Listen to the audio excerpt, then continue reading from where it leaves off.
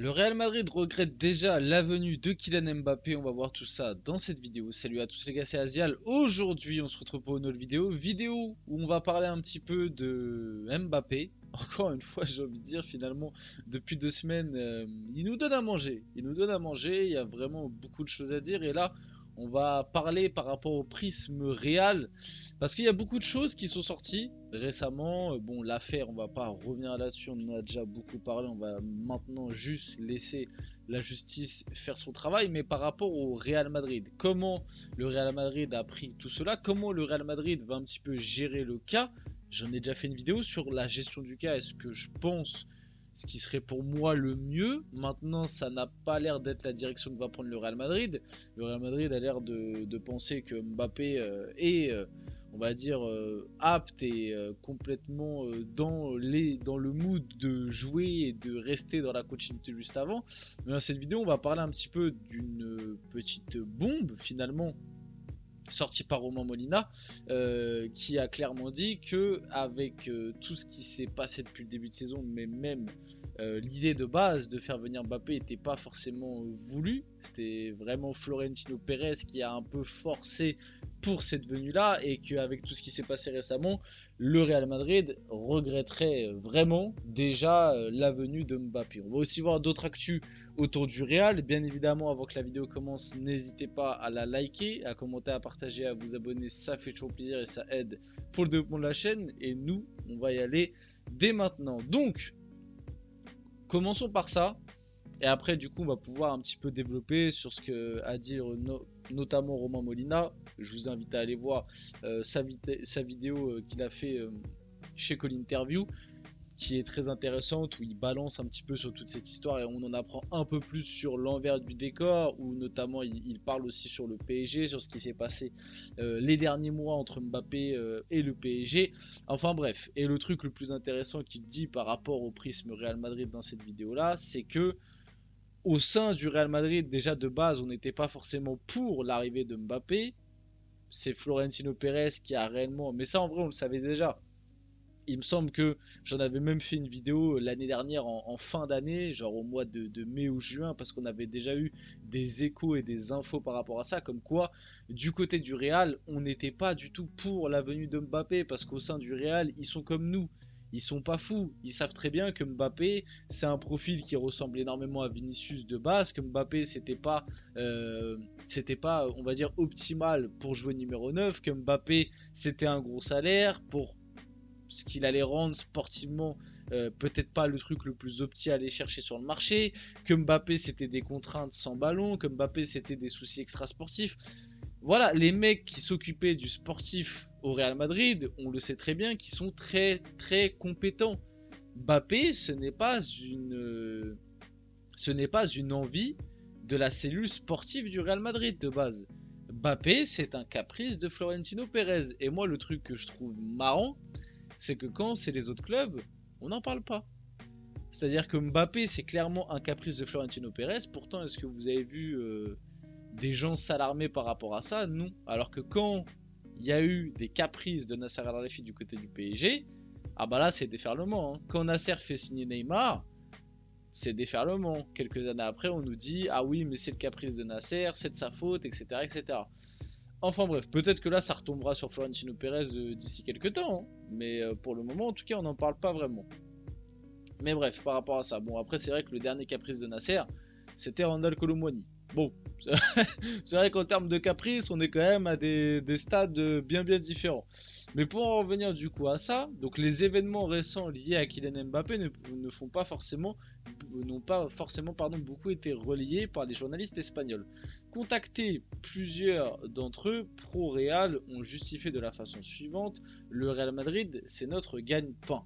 La plupart assurent vouloir conserver de bonnes relations avec le club et notamment son président Florentino Pérez afin de pouvoir continuer à travailler sereinement, vivre la liberté de la presse. Bon là, clairement, on est en train de me dire que... Mais ça après c'est un truc pareil qui est connu en Espagne et j'ai jamais compris pourquoi il n'y avait pas d'agissement par rapport à ça. C'est-à-dire qu'en Espagne c'est très connu que les grands médias espagnols T'en as une partie qui sont à la botte du Barça et t'en as une partie qui sont à la botte du Real Madrid. Je sais plus exactement lesquels, mais notamment je crois que AS, c'est vraiment un média qui est pro-Real, c'est-à-dire qu'en gros tout ce qui sort dans AS, limite c'est des trucs qui sont donnés par la direction madrilène et en fait c'est même pas du journalisme hein, du coup. Et je crois que côté Barça, j'ai pas envie de dire de bêtises, mais je crois que c'est Sport, un média ou alors la Cadena Ser. Bref, en tout cas, en Espagne, les médias, ils sont soit pro-Real, soit pro-Barça.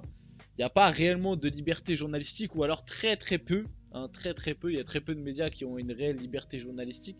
Donc bon, bah, par rapport à ça, je trouve ça fou que personne agisse, mais finalement, c'est un peu des agissements qu'on a aussi en France, parce que ça, c'est quelque chose qu'on a pendant très longtemps ici dit, et on n'est pas les seuls. Il y a plein de gens qui se sont battus contre ça, mais Mbappé et le PSG aussi à des moments, on le sait très bien que le PSG, tu vois par exemple, comme l'OM peut l'avoir à différentes échelles, comme Lyon aussi, mais on sait très bien que le PSG a certains relais médiatiques très importants. Comme en France, Mbappé avait beaucoup de journalistes et de médias qui clairement ne voulait pas l'égratigner pour conserver une certaine relation avec son clan et pour avoir des informations sur ses prochaines destinations, enfin sur sa prochaine destination, sur ce qu'il voulait faire, sur des infos aussi sur le PSG, etc. en interne. C'est comme ça que fonctionne la presse malheureusement à l'heure actuelle. Je trouve ça très dommage. Mais voilà, par rapport à ça, on en revient sur le sujet. Est-ce que du coup le Real Madrid a raison? Et en tout cas Romain Molina l'a dit et moi je pense que sur ça je peux le croire parce que comme on l'a dit déjà de base, au sein du Real on n'était pas pour sa venue. Et même apparemment vis-à-vis des joueurs, c'est quelque chose qu'il précise bien, vis-à-vis des joueurs c'est pas forcément de la faute de Mbappé, mais au sein du Real Madrid, au sein du vestiaire, tout le monde n'était pas forcément pour sa venue. Et apparemment même du côté des Français.